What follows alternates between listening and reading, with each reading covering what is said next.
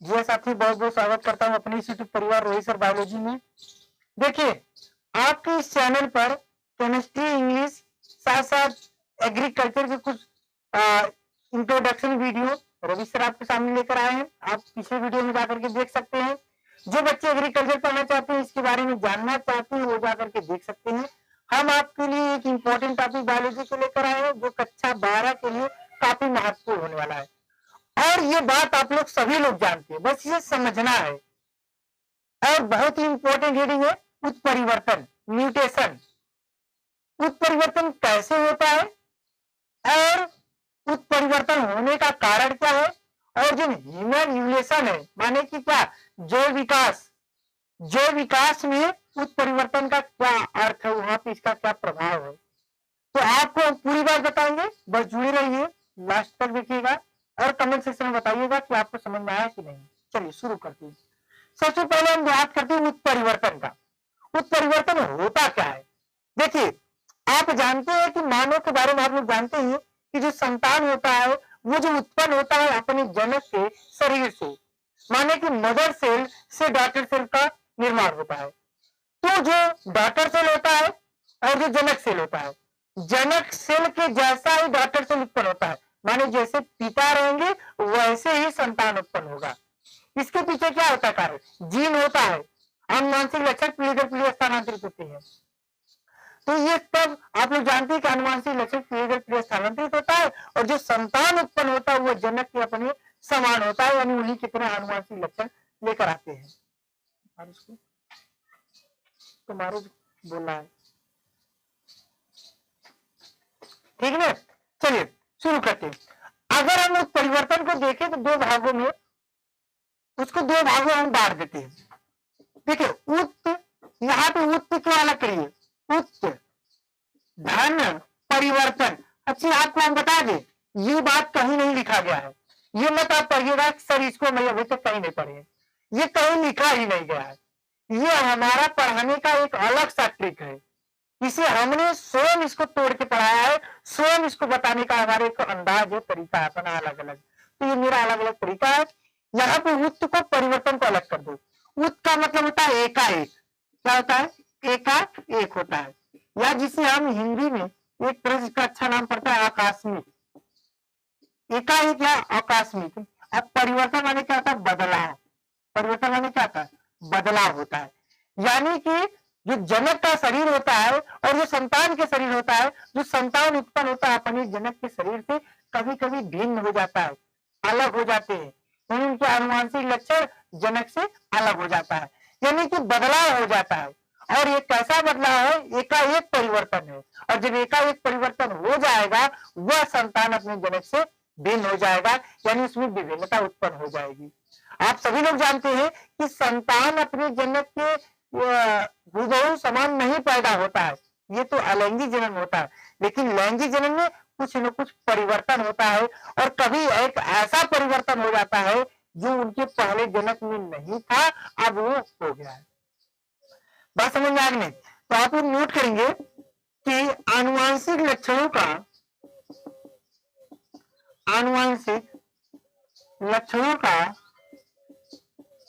का पीढ़ी दर पीढ़ी स्थानांतरण, पीढ़ी दर पीढ़ी स्थानांतरण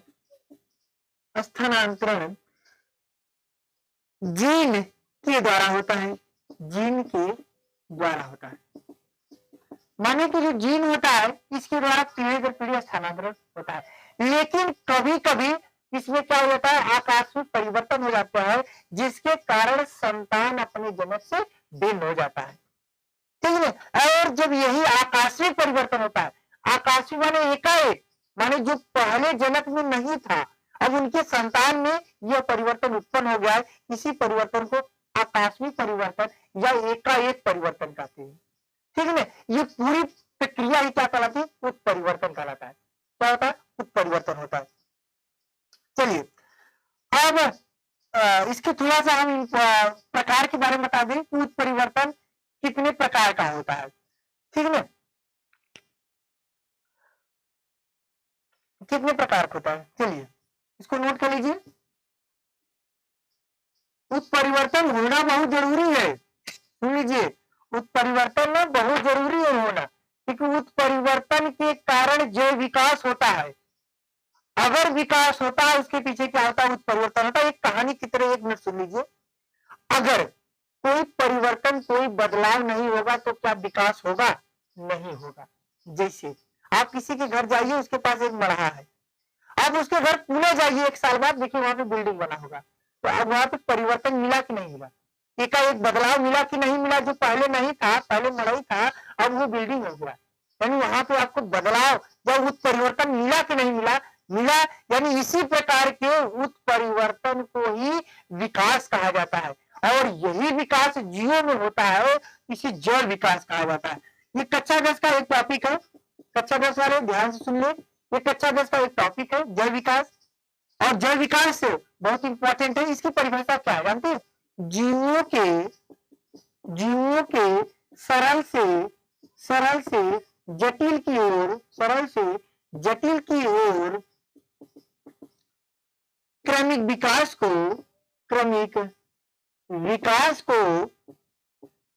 जैव विकास कहते हैं। बात समझ में आया? माने जीवों के सरल से जटिल की ओर, माने धीमे धीमे होगा। आप सुन लीजिए, वृद्धि और विकास में अंतर है। वृद्धि एक निश्चित समय के लिए होता है, वृद्धि दिखाई देता है, लेकिन विकास निरंतर होता रहता है। और विकास इतनी आसानी से देखने वाली प्रक्रिया नहीं है। यदि अगर विकास को हमने देखा, अगर कोई देखा होगा विकास को, तो भैया आज बंदर से जो मानव बने हैं तो वो दिखाई दिया होता। यानी बंदर से मानव का जो व्यवहार हुआ है, विकास हुआ है, तो ये विकास हुआ, ये दिखाई नहीं दिया है। इस प्रकार को हम विकास करते हैं। ठीक है, अच्छे सिंपल छोड़िए।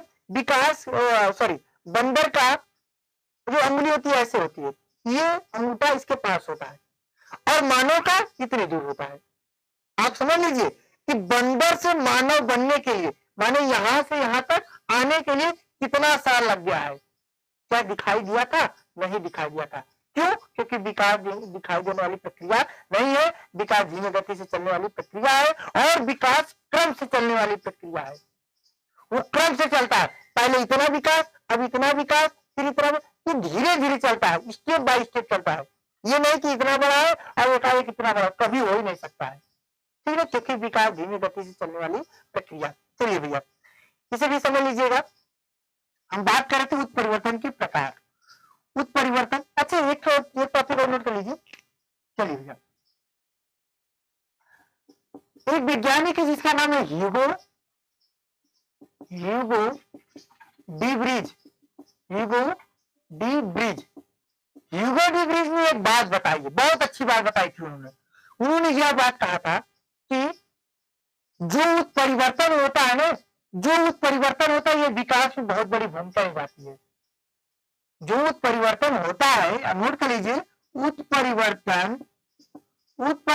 ही विकास पर सीधी भूमिका निभाती है। यही बात अभी हम आपको बताए, यही बात बताए। ये कहता क्या, ये कहना क्या चाह रहा है? कह रहा है कि उत्परिवर्तन माने कि जो एकाएक बदलाव हो रहा है, ये किस पे है? विकास पे हो रहा है। इसलिए विकास होने में सबसे बड़ी बात क्या होती है? उत्परिवर्तन होना, बदलाव होना। यदि बदलाव होगा तभी विकास होगा, और बदलाव कैसा? एकाएक बदलाव होगा, इसी को हम उत्परिवर्तन कहते हैं। तो मानव के शरीर में बात करेंगे। आप जानते हैं मानव के शरीर में आनुवंशिक लक्षण जीन के द्वारा जाता है, पीढ़ी दर पीढ़ी स्थानांतरित होता है, और कभी कभी इसमें आकस्मिक परिवर्तन हो जाए, जिसके कारण संतान अपने जनक से भिन्न हो जाए, तो इसी को हम क्या कहते हैं? उत्परिवर्तन कहते हैं। उत्परिवर्तन 2 प्रकार का होता है। चलिए भैया, इसे नोट कर लीजिए। उत्परिवर्तन कितने प्रकार के होते हैं? 2 प्रकार के होते हैं। उत्परिवर्तन 2 प्रकार के होते हैं। There are 2 types of mutation. ठीक है, 2 प्रकार के होते हैं। पहला जो है गुणसूत्री उत्परिवर्तन।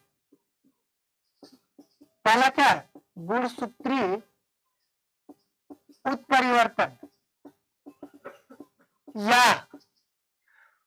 या गुणसूत्र विपथन, गुणसूत्र विपथन, इसे अंग्रेजी में क्या कहते हैं? क्रोमोसोमल म्यूटेशन, क्रोमोसोमल म्यूटेशन और क्रोमोसोमल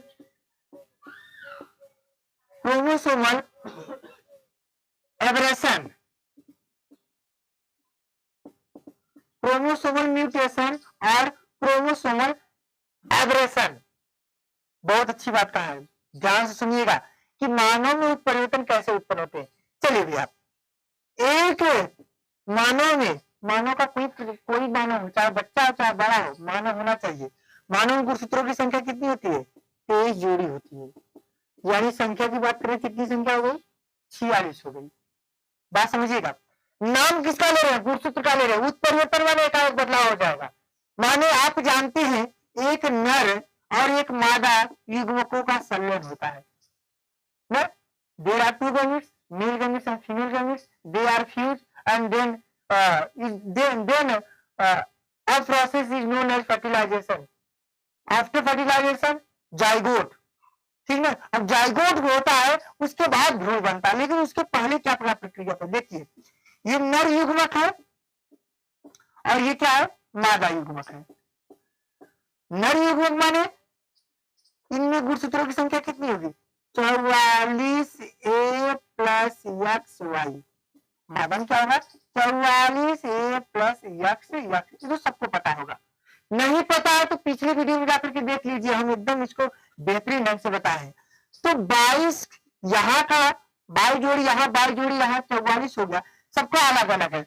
अब 22 इनका और X इनका, अब 22 इनका और X इनका, इन दोनों का संलयन होगा तो 44A प्लस XX यानी पुत्री का जन्म होगा।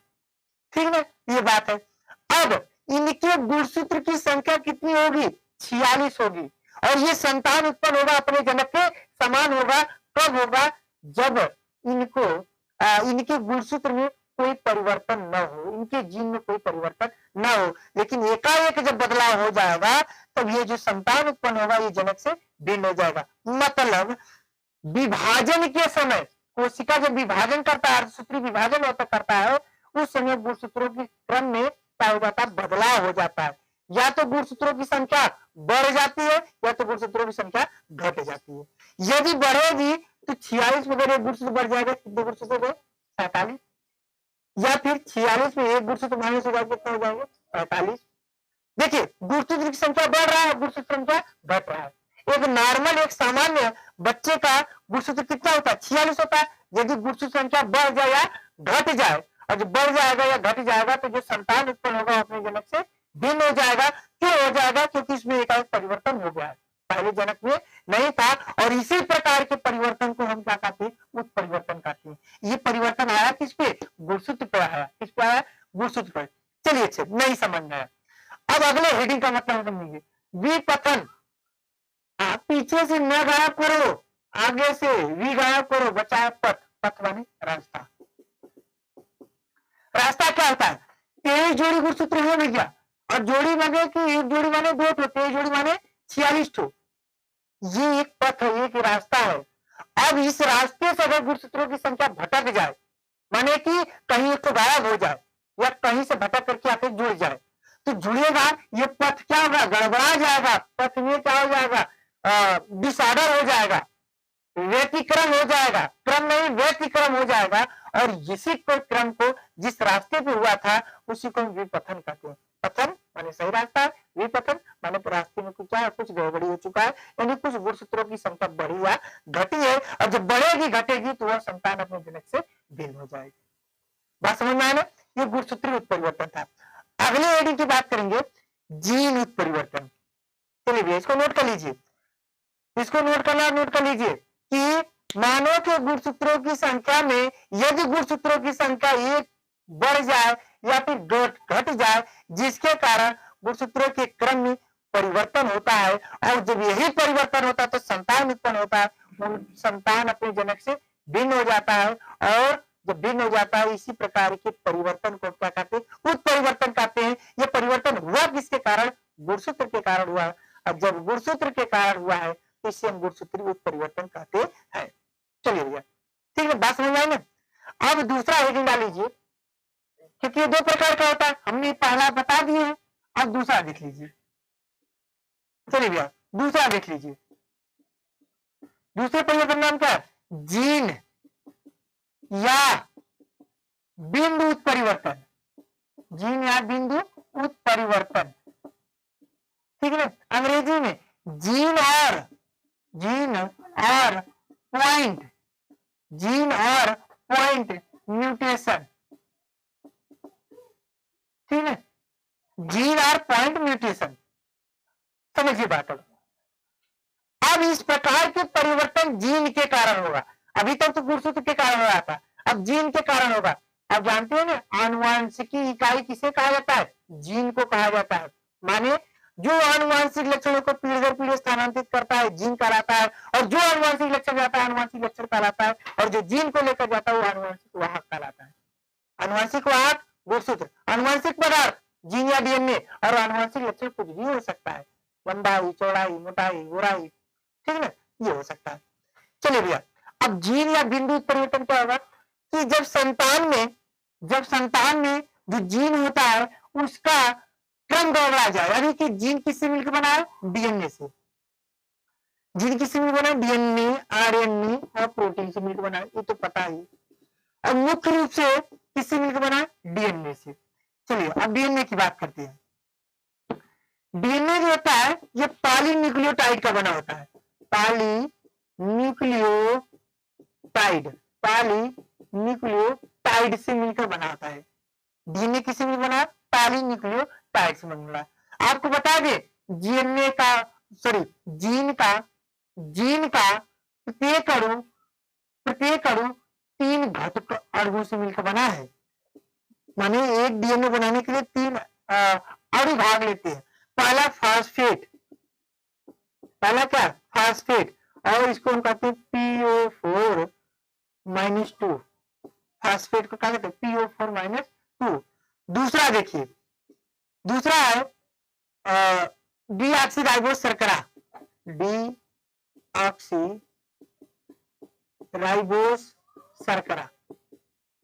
डीऑक्सीराइबोस शर्करा। और सी है नाइट्रोजनी क्षारक, सी क्या है, नाइट्रोजनी क्षारक, ठीक। ये 3 अणु मिलकर के किसका निर्माण करते हैं, डीएनए का, और डीएनए मिलकर किसका निर्माण करते हैं, जीन का। अब इसी डीएनए का जो क्रम है, यही जो क्रम है, अगर इस क्रम में थोड़ा सा भी इधर उधर हुआ, माने एक भी इधर उधर हुए, तो जो संतान उत्पन्न होगा वो अपने जनक से भिन्न हो जाएगा। समझिए भैया। चलिए अच्छा, हम इधर थोड़ा समझा रहे हैं, आप लोग ध्यान से देखिएगा। नाइट्रोजन क्षारक 2 प्रकार का होता है। नाइट्रोजन क्षारक क्या प्रकार का होता है, 2। पहला होता है प्यूरिन, दूसरा क्या होता है, पिरिमिडीन। प्यूरिन और पिरिमिडीन, थोड़ा ध्यान देखिएगा, अभी समझ में आ जाएगा। नाइट्रोजन क्षारक क्या प्रकार का होता है, 2, प्यूरिन और पिरिमिडीन। प्यूरिन 2 प्रकार के होते हैं, कौन कौन, एडिनिन और ग्वानिन। एडिनिन और ग्वानिन, माने ए इसे और जी इसे। अच्छा, याद करने का ट्रिक बता रहे हैं। अगर कोई पूछे प्यूरिन का अणु क्या है, तो एडिनिन ग्वानिन, ऐसे याद करो, एजी, ठीक है, एजी, ए से एडिनिन, जी से ग्वानिन, याद होगा ना। ये क्या है, प्यूरिन है। अब पिरिमिडीन 3 प्रकार का होता है। पहला क्या होता है, थाइमिन, जिसे टी से प्रदर्शित करते हैं। दूसरा क्या होता है, यूरेसिल, जिसे यू से प्रदर्शित करते हैं। और तीसरा जो होता है वो होता है साइटोसिन, जिसे हम सी से प्रदर्शित करेंगे।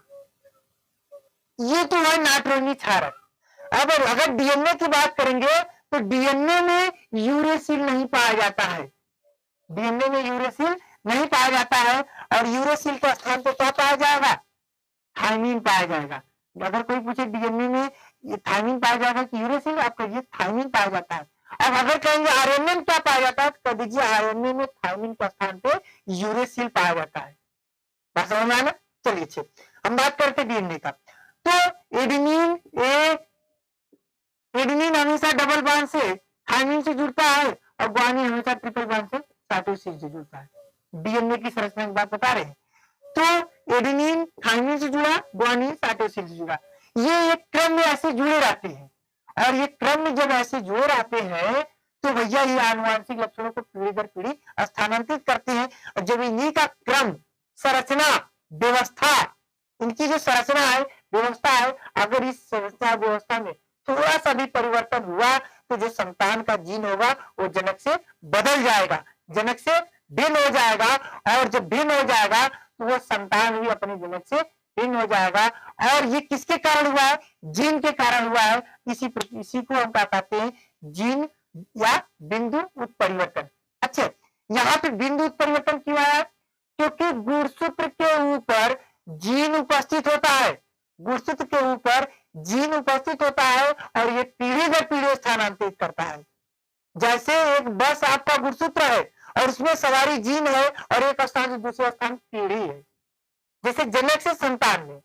तो बस के द्वारा जीन चलता है, यानी गुणसूत्र के द्वारा डीएनए चलता है। ठीक है, तो भैया हमें उम्मीद होगा आप लोगों को जरूर समझ में आया होगा उत्परिवर्तन क्या है, उत्परिवर्तन कितने प्रकार के होते हैं और कैसे परिवर्तन ये होता है, आप लोगों को जरूर समझ में आया होगा। अगर आया है तो लाइक, कमेंट और शेयर कर दीजिए। ठीक है, धन्यवाद।